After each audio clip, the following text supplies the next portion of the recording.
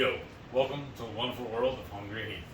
Now, I am not a classically trained chef. What I am is a self-taught home cook. I have studied under several television chefs. I have a PhD from YouTube University and a black belt in Google Food. I love to cook. The only thing I love more than cooking is my wife, the sensational Shelly Eats Steak. Together, we host what we like to call the Friday Night Feast. Now, this happens every Friday night, 6:30 Central. We'll cook up an entree, maybe a couple little snacks. We'll show you all how to do it. And then we'll just sit around and just chew the fat with all of our friends in the Hungry Horde. We hope y'all can tune in sometime. We look forward to these every single week. But today's video is my MS journey update for week 86, I believe it is. Everything's just a big blur. I'm sorry, y'all. I mean, I don't have any real new news on it. Just basically rinse and repeat, same as it was last few weeks. I did see my neurologist yesterday. I had a 10:30 appointment at his new office, which is a little bit further away from us. And that was a little fun getting there because GPS said it should take me 29 minutes, but I had to be there at 10:30, and I still feel like rush hour traffic is still running at that time. Right? No. Well, no, it was busy. It was the traffic. Oh, yeah? The traffic was nasty. So how long did it take you? About 45. 45 minutes? That's why I left early, yeah. In fact, I showed up 5 minutes early. I was in the parking lot 5 minutes until I had to walk in. Oh, that's not really early. And then the GPS actually took me to a little different route than what it should have. And then what made it even more interesting is the sign outside his facility did not match what they sent me as what it is. Oh, no. But luckily, I walked in, and it was on the first floor. I walked up the door, and his name and everything was on that one. The first door I went to. Yeah, I was like, hello. So comment below, are you somebody who's like, okay, if I have an appointment at 10:30, that means I should show up 15 minutes early to be on time? Or are you somebody who's like, oh, 10:30, I'll be strolling in at 10:30 or 10:31? Yeah, because the way I was taught, because my dad was a truck driver, and he was very, very OCD about being on time. He used to give my stepmother grief about it all the time, and said that when she did pass away, he was going to hold her hearse, hold the coffin, at least 15 minutes. Say the funeral's supposed to be at 11, he's holding it until 11:15. But she was always late. Yes, that was he thought that was the funniest thing in the world. I was like, Dad, I don't know why you're divorced. I know, right? But, so yeah, I was raised and taught to always be on time. Because like when I used to work construction, we were working commercial, I was building cabinets, we were doing, installing schools and hospitals and whatnot. And the way we had to do it is, it was 7:30 to 3 was the schedule, our shift, Monday through Friday. But they wanted us, they call it roll out on your time, roll up on our time. So they wanted our tools in our hands, us actually working at 7:30. So that means we had to unload all of our tools, either out of our truck, or they always had like a lockup room where we had all of our toolboxes parked at. And then, run a chain or a cable to them, and all of ours locked together. And then the supervisor had a key for it all, or a key to the room. And then we'd have to have all of our tools out and set up and actually working at 7:30. Well. So that's why we had to get there early. Yeah. And then I was working with my grandfather. He had his own little crew he always worked with. They would always float from job to job in a different company. It didn't matter. It seemed like it was just one set crew. They would always float together. It's like him and his buddies. They've been working with his whole life, basically, his whole adult life, it seemed like. They helped him build his house and everything, too. So that's why I say I'm a third-generation carpenter, cabinet maker. But, where was I going with this? Oh, they always wanted, I started riding, it was right after high school that I went to work for him while doing my cabinets. And I didn't even actually graduate high school yet, and he was calling me, telling me it's time to come to work. Yeah, because he was like, you don't need a high school diploma. Right. He goes, I don't have one, look what I've done. Yeah, you're like, yeah, but they're a little different. Right. Because he had several, I think 5 or 6 different rental properties, and he would, like houses and mobile homes and stuff he rented out. Because what he had done, they actually bought a mobile home and had it on, I think 10 acres of land. And while he was living in the mobile home, he built on a sectioned off his 5 acres of that acreage of the 10 acres, and built his house on the 5, and then started renting out the trailer next door. Yeah, that makes sense. Yeah. But anyway, so that's what he did all the time. But anyway, so he wanted me to get up early every morning with him and go meet up with his crew at Whataburger to have coffee. And I don't drink coffee though. I was like, can't I just meet y'all at the job? I can sleep in another, I don't know, 3 hours or whatever it is? He goes, no, come on. It's good morale building. I was like, okay. So did you drink coffee? No. You I just ate sat there? I sat there eating breakfast on a bun or cinnamon rolls or the taquitos, breakfast tacos, and drinking my sodas. And so did it build morale for you? Did you get to know the guys better? Oh yeah, a lot. Because it was I eventually, see. because I would always ride with my grandfather. I'd meet him there at the Whataburger, park my truck, hop in one of the other guys' trucks, would ride with them to the job sites. Because we started out, we were called helpers, and that's what I did. In fact, we had, when we're doing commercial, they were 3/4 inch plastic laminate cabinets. Big old thick things, doors and everything on them. And we were, the elevator was so new for the schools that the elevators were not installed yet. So we had to walk these cabinets up and down the stairs and move them to the rooms. We had to How many floors was it? sometimes 5 or 6. Because I don't even, 5 or 6 floors? Sometimes, well, especially if it's at when we're doing it at a hospital. Oh, Then we got to at use school. Yeah, probably 3 at the most on those. Okay. But when we're at the hospital, we got the elevator then.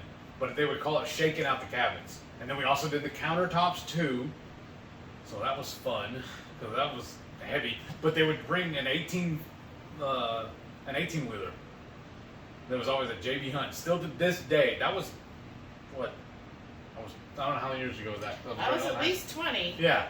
Even now, when I see a JB Hunt running down the road, I still get a little PTSD. A little Yeah, a little twitch over it because I just remember they would back the truck up into the parking lot. We'd all have to go out there and unload these.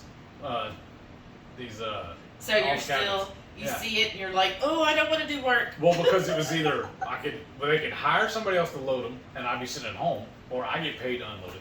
Oh, well, yeah. Well, but then I had to hoof them up because that's what they told us. All right, helper, help them cabinets up the stairs. That's literally what they would tell us. That does seem like something like Old-timer?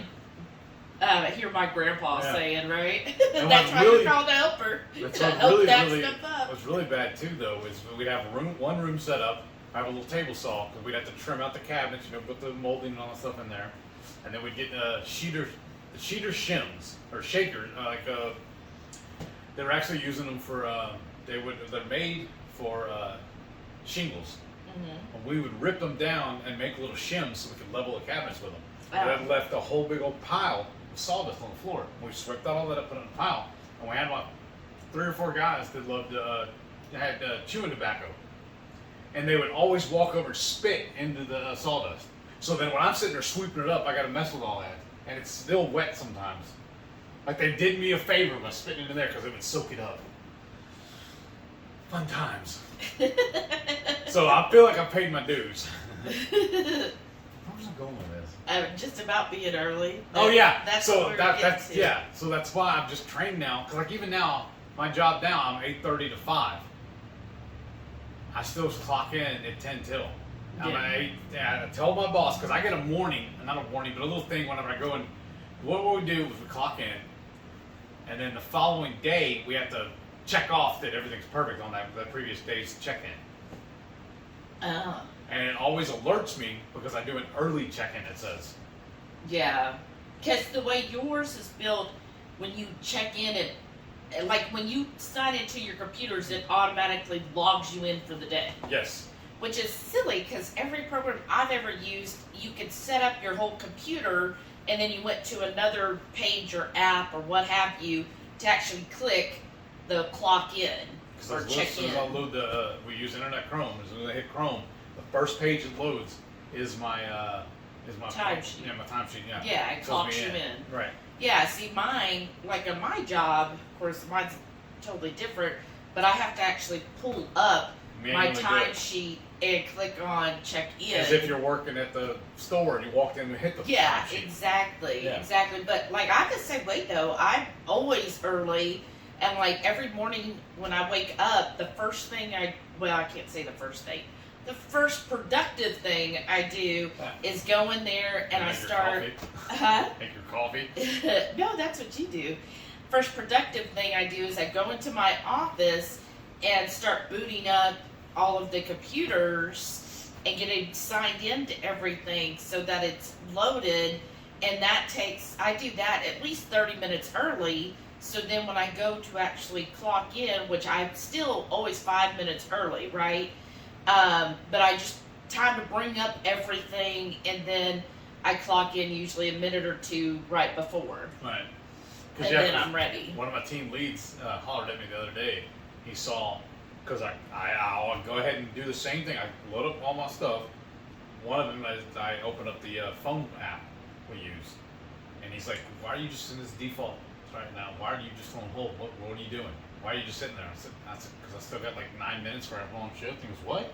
He goes, oh, okay. I said, yeah, I'm on Central Time. He goes, oh, that's right. Because everything the company does is all in Eastern Time. Oh, mine too. Mm-hmm. And I think that's where he's at. Oh. So I told him what's going on. And there was no problem. He goes, okay, cool. He just gave me a thumbs up and he goes, He's all right. just checking the Because log. yeah, because it looks like I'm, just basically riding the clock. Right. But Well, I know, like in other jobs I've had, if it was call center, like the auxiliaries, it like counts against them if they have so much time in a certain status. So that's why, like my previous company, even though everything would be up, they didn't want us to log into the phone system no more than 1 minute till your shift started, because it was too much trouble on the supervisors changing the auxiliary or putting a note to the workforce management. Oh, well, that's because she was early. And so I was just like, really? Like, they should make an auxiliary that's like, boot up or something? Yeah, boot up or starting shift or early for shift, something like that. I mean, you would think that would be an easy thing so that people could just have it ready so that, because sometimes with the phone system, you're like, okay, it's 1 minute till, let me boot it up, and then it might take 2 or 3 minutes, and then it's showing that you're late. It's just like silly to me. And then you get a reprimand for that. Yeah, so it's like, okay, it's so hard, when it's like 1 minute, it's like, ugh. But yeah. So yes, I'm definitely an early person, and I was raised by, my parents were just like, like my mother, if her appointment's at 10:30, she'll show up at 11. Well, because remember, we would take her to appointments and stuff. She's like, well, my appointment's at 10:30, why are you here? She thought she had to leave the house at 10:30. Yes. Like, no, the appointment means you need to be there at 10:30. She actually had a doctor fire her. Yeah, fire her as a patient because she was habitually late. He was like, look, if your appointment's at 10:30, and they gave her a notice, they were like, look, you're always late, you need to be here on time or we're going to have to release you as a patient. And she was just like, oh, how dare you? I guess people are just oblivious to stuff like that. I know. And so then, of course, showed up late again. This before I was like helping her with all her appointments. And then they said, no, we've canceled your appointment and sorry, you're going to have to find another doctor. And she was so bad. She's like, can you believe they did that? I'm yes. They told you. Because it messes up their whole day when you're not on time. They're running on a schedule. What do you think, like when I always show up early to a doctor's appointment, it really, like we have walked out of doctor's appointments before, showed up early, and we get in there, and first they put you in one waiting room. Yes. And you're like waiting. Like first you have the main waiting room, and then they'll call you back. So your appointment's at 10:30. Then maybe we'll call you back at 10:30, but you're not going to your room. You're going to a secondary waiting room. Purgatory. And then you are in there, and then maybe at 10:45 they'll call you to the actual exam room, and then the doctor shows up at 11. Yeah. And it's like, okay. Well, you know why?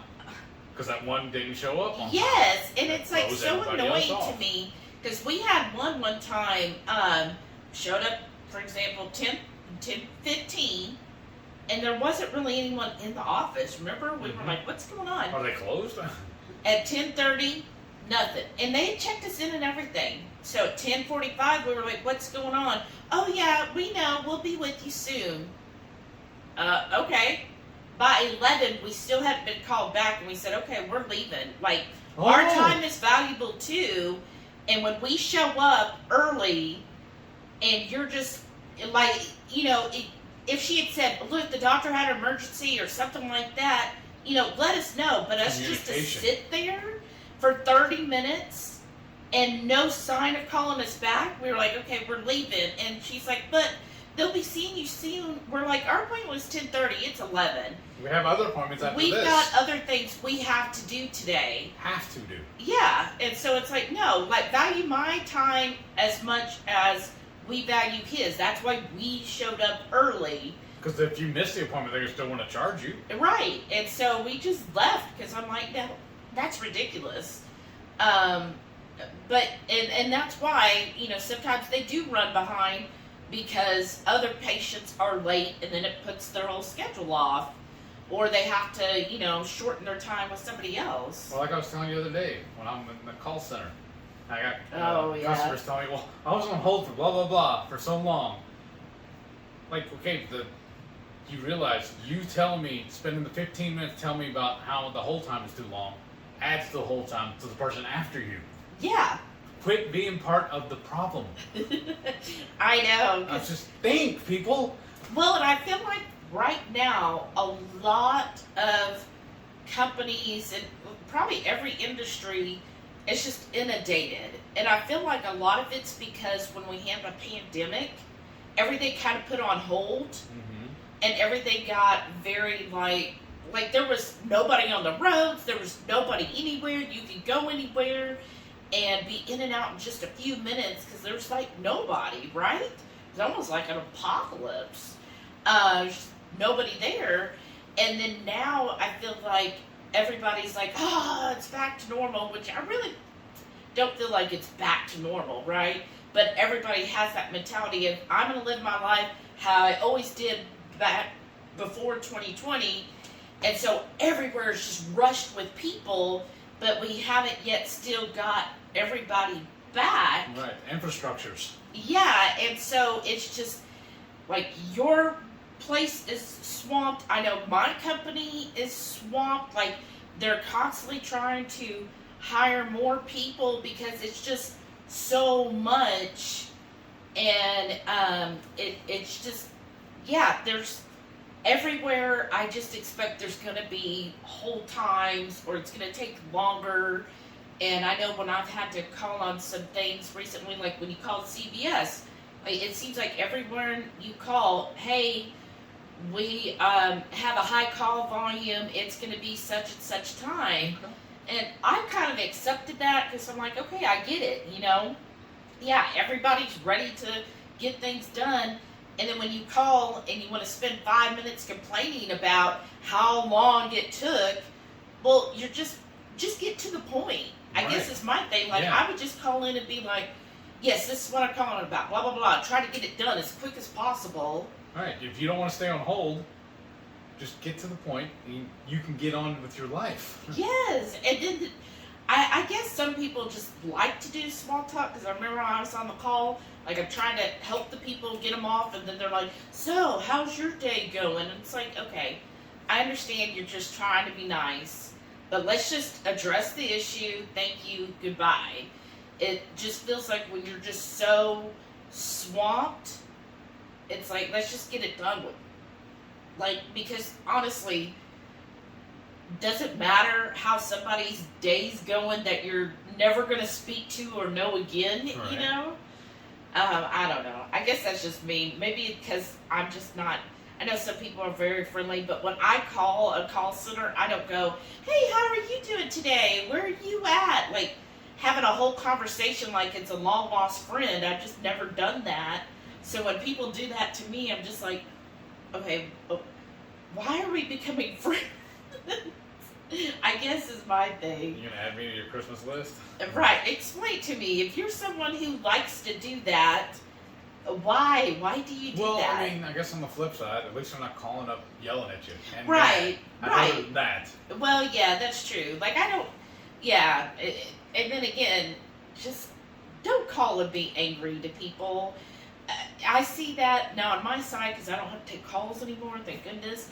But I'll see, because our agents will say, person was really mad, upset, using foul language. And I'm like, okay, I understand people get frustrated, but taking it out on an agent or somebody, what does that get you? Like, I just don't understand that mentality. I've been very mad before, but I'm not going to start being verbally abusive to the person on the other end, because 99% of the time, they have absolutely no control over whatever it is you're going through, and they're just there to try to help you as best as they can, but people have limitations. Like our agents, people complain about the weirdest thing, because somebody was complaining about, oh, well, your website should have where it gives me a notification when my password's going to expire, because it's a bank, so they,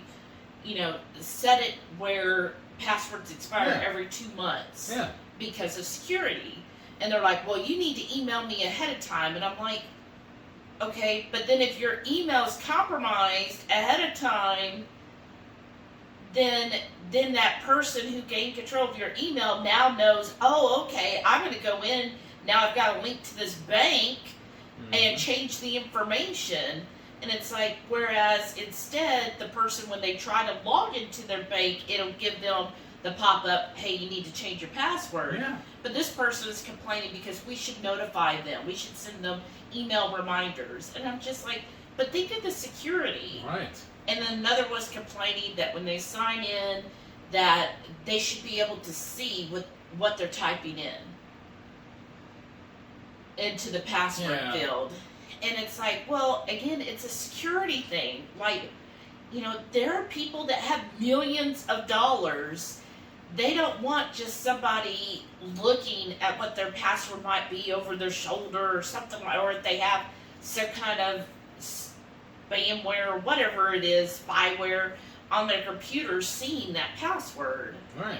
It's like they try to do things to help secure your account. But people want to complain, like they'll spend time and be on hold for 20, 30 minutes so they can complain about that. Because you're going to be able to fix that. Right, and I'm like, you're going to redo the whole company's way of doing business. I know, and I'm like, okay, thanks for the feedback. Like, they're not going to change it, more likely. It just amazes me how many times, or how many people are just clueless to how things will actually work. Yeah. But. Well, and I think it's hard if you're not in the industry or in certain things, I guess I can see how you wouldn't know. Well, like, a lot of times, like, because we're in those foodie groups on Facebook all the time. Oh, yeah. I used to be really heavy in them, remember? And all the stuff people complain about. And they don't understand how it works. I've never worked, except the only restaurants I've ever worked at was Whataburger and McDonald's. Mm-hmm. So I've never worked at a regular diner or nothing like that. But I still understand the concept. You know what I mean? The back of the house, what they have to do, what's going through, and then yelling at your waiter is not going to fix anything. I know, and they're doing the best they can to help you. Yeah. If the kitchen messes it up. Yeah, it's not the waiters. Right. Yeah. But you hear people doing that all the time. I know, and I always feel bad for wait staff, because that's a hard, honestly, wait staff or anybody in customer service, retail, those are very stressful jobs. If you've y'all are a special breed. Yeah, if you've never worked those type of jobs, let me just tell you, it's very stressful. Yes. And it's a lot on a person, especially day in and day out.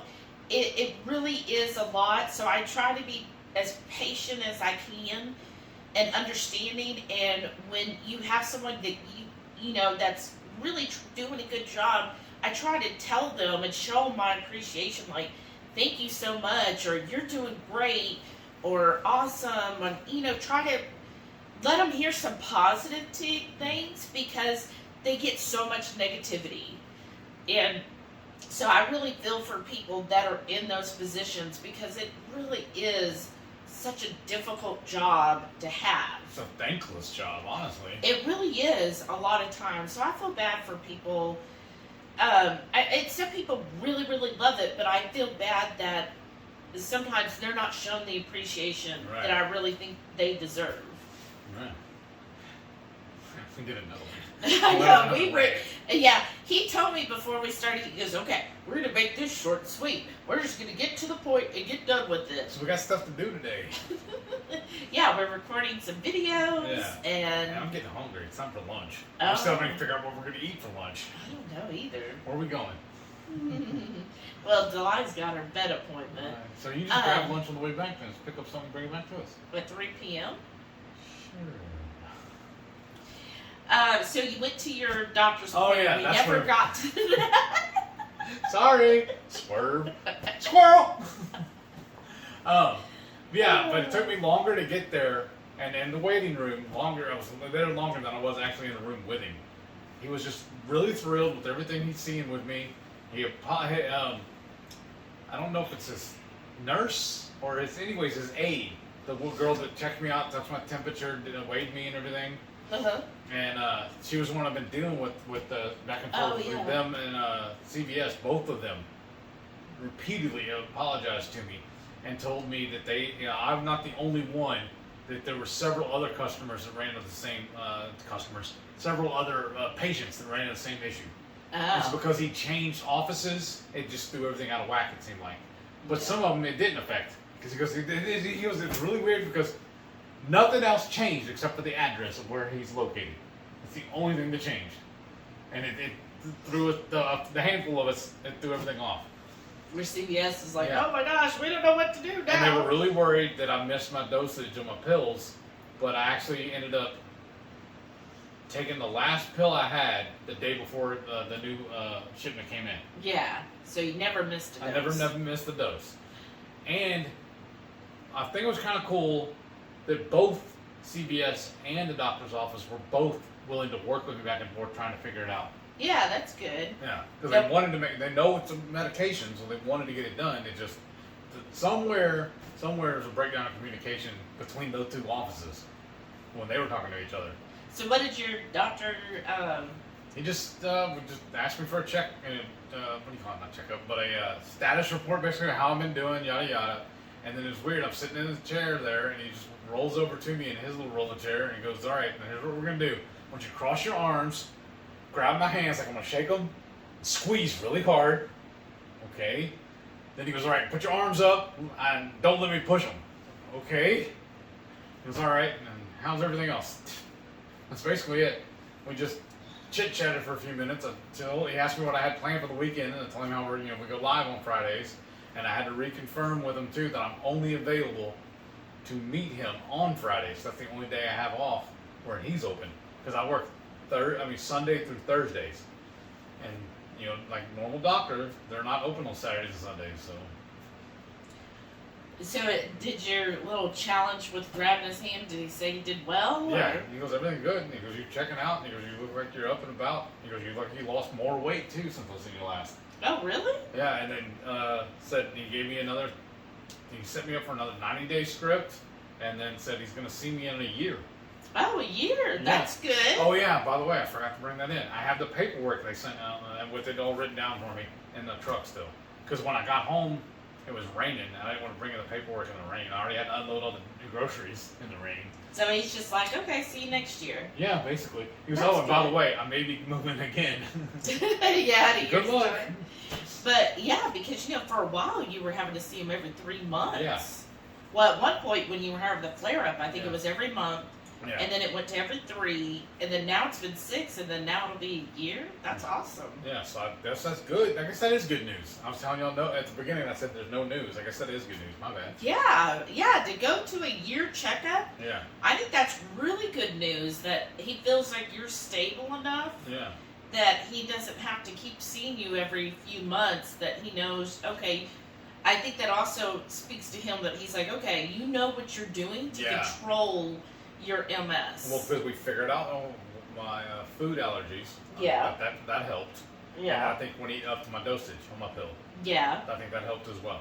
Yeah, and I think, just continue to heal yourself with food, eating the proper human diet, Yes. and then doing the DDPY to help with your mobility. Yes. Yeah, that's awesome. Yeah, I guess that is good news. I'm sorry, y'all. And I guess I didn't tell you that either. Because what I was going to do is bring the paperwork in and say, here you go, you can read it. That's what I always do, because you love reading up stuff like that. Yes. So I just bring it home and hand it to the secretary. But I think it's like August 18th or something like that. Because that's what's funny too. She pulled it up when I was doing the checkout. Oh yeah, they didn't charge me either for the visit. Well, they'll probably bill the insurance first. Right. But anyway, so they didn't ask for a card and all like that. So, but anyways, so I was checking out and she started pulling everything up to book the next one. First thing she did was put me in for a Monday. I said, we just said. She said, well, yeah, that's right. I'm sorry. That's cool. I said, don't worry. I work in customer service. I do the same thing all the time. Right. Because it'll load the calendar for me, and I'm like, oh yeah, you said, because it'll tell me, oh, well, this year's the first available. I have this. And I said, oh wait, never mind. You told me da. Then I have to research it because I'll punch in the date they want and then try and find one close to that. Yeah. It's habit. Yeah. It's basically muscle memory. Yeah. Well, and you always sound so good on the phone. You think? Oh, yeah. Like, I'll, take a break from my job, go use the restroom or something, and I can hear him. And I'm like, God, he sounds so good. Like, I'm going to call you up. That's how this started. That's true. So I'm like, oh, your voice is so nice on the phone. Okay. I hate the sound of my voice. Oh, really? No, I love the sound of your voice. And you sound, I can tell that you sound much more confident now on the phone. And then you just, I wouldn't say it's like a authoritative voice, but it's just like a very, like, hey, this is how. Assured, and then you've got like a deeper tone when you're talking on the phone. Yeah. Huh. Yeah, okay. Sometimes when we're just chilling, you're like, oh yeah, blah blah blah blah blah. But then on the phone, you're like, yes, this is what you like. You go a little deeper. Yes, this what you need to do. Like is have a stage voice. Yeah. Okay. Well, I mean, I do too. When I would talk on the phone, I would use a different voice. Well, I didn't do it intentionally though. Right, but it just like comes out, and you're like, yeah, da da da da da. Time to perform, huh? Right? Or like James trying to copy or mimic you with your. Oh yeah. Oh yeah, he told us, by the way. Remember, he said that video's coming out this week sometime. Oh, all right. So look for Thanks, that. brother. On Ready Set Keto, they're doing a shout out to us where James is going to mimic Heath. He said it's inner Heath. His inner Heath. So y'all let us know when that comes out. How well did James do? Because you remember Jerry also mimicked. Amazing. Thanks, brother. Well, anything else no. going on? No? Just getting hungry. Yeah, right? Well, for me, I've been working out 2 days. I'm going to be honest, this week, I only did one day. Wednesday. Tell her all what she's got to do to fix that, like y'all did me. So I normally do my workouts, my strength training on Sunday and Wednesday. When Wednesday hit this week, I just felt so busy all week, and I just totally forgot. Like, I got off work and started cooking, doing whatever was for dinner, and the next thing I know, I was like, oh shoot, I was supposed to work out today. And I was like, okay, well, I'll do it Thursday. And then Thursday, same thing, I just got so busy, I just totally forgot. I know that's not an excuse, but that's what happened. I'm just like, oh well, it's one time, move on, do better this week. Yeah. Right?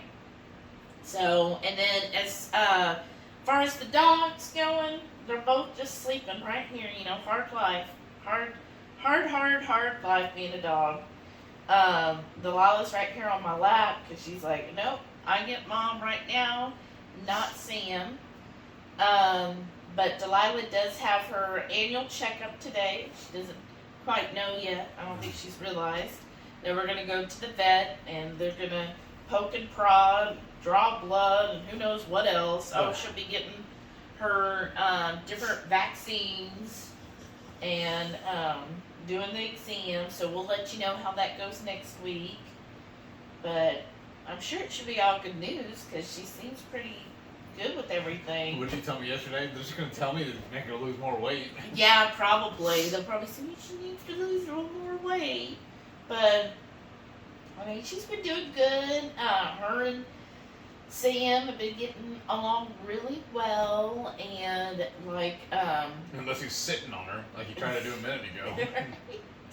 And then they've been playing a lot more, so he's definitely keeping her more playful because they like to. All of a sudden, I'll be working and I'll hear them and I'll look back and they're just all like doing their dog play with each other and roughhousing. Yeah, roughhousing. That's it. And then the next thing you know, they're passed out again because that took all their energy. Right. Right. So today after the vet, I'll take her because Starbucks is literally next door to the vet's office. Like I'll see the vet crew will actually walk to the Starbucks to get their drinks. So afterwards we'll go and she'll get a pup cup. Yeah, a little pup cup.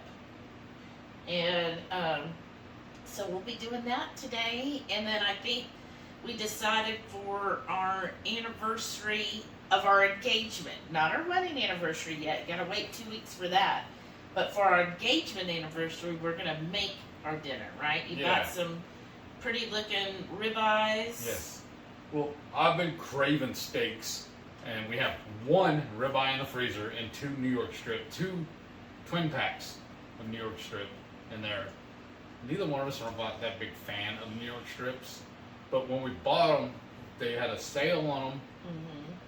And we ended up, I don't know why, we ended up going to the store twice that day to do something. We're like, well, they're on sale, let's go ahead and grab them. Yeah, we actually did a video on it. Yeah. So, but they're still in the freezer. And the last two. We're just not really been craving. No, there's two twin packs. Yeah, the last two twin packs. Because I think we had ended up making 11. Yeah. So we went through 9 of them. So, and then we're like, okay, we're done. I kind of splurged today and got some ribeye. A little, probably technically overpaid for them, but there was a 3-pack. I was like, well, that'd be kind of cool because we'll eat 2 of them tonight, and we eat the other one tomorrow, and I'll thaw out the other one so we can have. Yeah, steak again. Yeah. Yeah, that'll be good. They'll pair together that way. Yeah, and then we got Brussels and pork belly. Yeah. And I love that is my favorite side dish now is our pork belly Brussels sprouts. If you haven't seen that video, you need to go watch it. Yeah. Please. And Brussels sprouts are in season now. So if you're a seasonal person, which we're trying to be, but you just get, there's some things that you just love so much. Like tomatoes. Yeah, and then mushrooms. In Texas, it's kind of like Florida where, down here in the south part, it just seems like there's 2 seasons. It's summer for 11 and a half months, and then there's winter.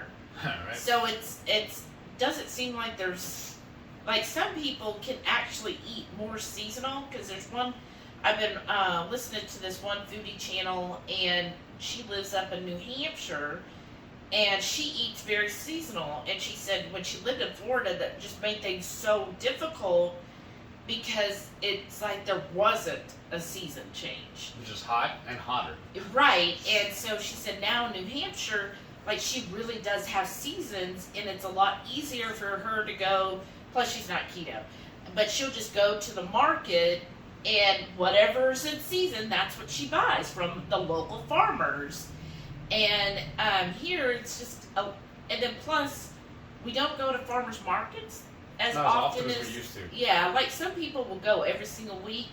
We haven't been going as much, and then it's just kind of, we get stuck in certain vegetables we like. So now that it's technically Brussels sprout season, it starts mid-August through about March. So this is definitely the time of the year to start looking for Brussels sprouts. And so they should all be nice and big and lovely. That's what we need to look for when you go to the market this coming weekend and look and see if the local farmers have them. Yeah, that's true. That'd be good. But we're gonna try. Yeah, we'll try to do what we can.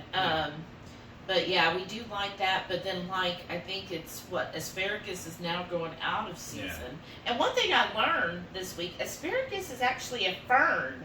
Did you all know that it's considered a fern? Yeah. You know what though? That could probably explain why the last batch we got were so thin. Right. Because they said in Roman times they were actually grown as ferns. So if you naturally let asparagus just kind of grow, if you don't just chop them off when they're about 10 inches long, they'll just keep growing like a fern would. Oh, and wow. That's how they used them back then in Roman times, is they would just be a fern bush. Okay. Word. That's different. Yeah, I was like, oh, wow, I never thought about that. But okay, yeah. So anyhow, that's what's going on. Sam's doing well. I think he'll have his, technically his checkup should be in September. And so we'll see how that goes. I'm sure he'll do fine, but I'll see how he reacts to going to the vet for the first time, because I'm sure he's going to be like, whoa, what's going on here? Well, that's what I'm trying to wonder too, how it's going to go. If you're just taking her today, how he's going to do when you go to put the leash on her and take her out and everything. Well, I'm thinking he doesn't like to go into the garage for some reason, but she will. So I'm thinking I'll just get the leash and I'll go in the garage and she'll go with me, and I'll shut the door, and then put her on the leash, and then that way, and then Sam will be like, where did they go? Right. So that while they're gone to the vet, is when I'm going to edit all this and get it posted for y'all. Woohoo! So. Well, shall we show them everything you ate this week? Sure, let's do it right now. For breakfast this week, I'm having a link of chorizo, 2 pieces of mozzarella string cheese, and my hard-boiled eggs topped with harissa sauce. For lunch this week, we're back at it again with a cheeseburger, a slice of bacon, and a bacon-wrapped hot dog. And of course, I got my red onions and some great tomatoes to go along with it.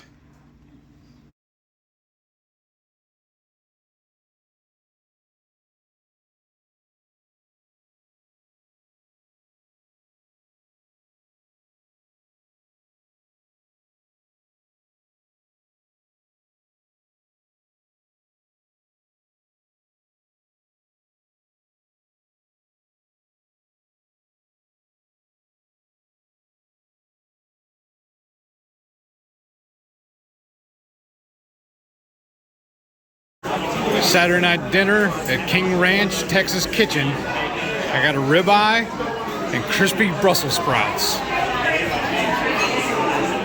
Sunday night dinner, we're having a leftover Moroccan chicken, some of Shelly's fabulous coleslaw, goat cheese stuffed jalapenos, and mushrooms. Doesn't that look amazing? Monday night dinner, having some baked chicken breast, a side salad, bacon wrapped asparagus, and some goat cheese stuffed jalapenos.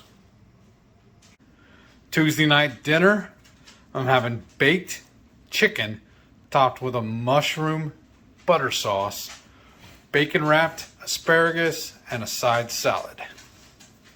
It's Wang Wednesday, y'all. Had some air fryer wings, and the wonderful, sensational Shelly made us some harissa mayo to dip these beautiful air fryer wings in.